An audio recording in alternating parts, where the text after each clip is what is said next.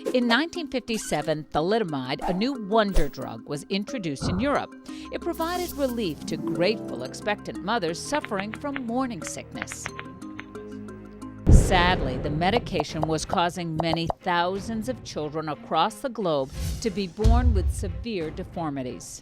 We do not know for certain how thalidomide caused birth defects. It may have shut down blood vessels in growing babies, causing abnormal development of organs.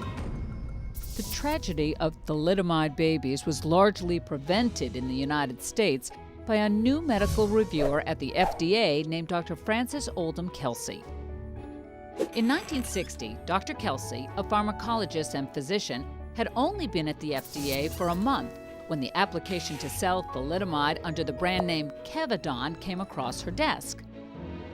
She felt the drug company's evidence was lacking and insisted on having the scientific proof that thalidomide was safe before the application could be approved.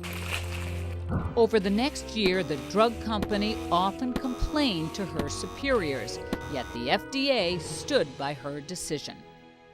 Toward the end of 1961, researchers in Germany and Australia were beginning to link thalidomide to the sharp rise in certain types of birth defects, and countries feverishly pulled it from the marketplace.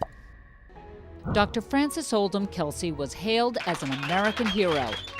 A grateful President John F. Kennedy presented her with the Distinguished Civilian Service Medal.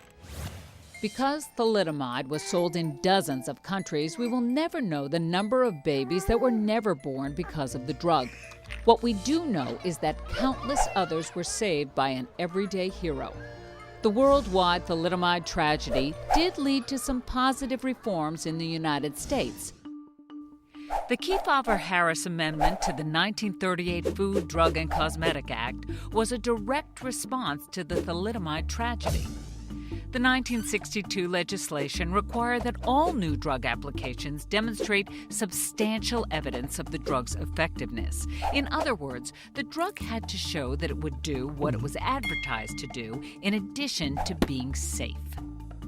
The Drug Efficacy and Safety Initiative followed. It mandated that drugs approved between 1938 and 1962 be reviewed to establish that they worked. Drugs that were shown not to work could be removed from the market. In July of 1998, under the absolute strictest safety standards, thalidomide was approved by the FDA to treat a skin problem caused by leprosy. In May 2006, it was approved for the treatment of a type of cancer called multiple myeloma.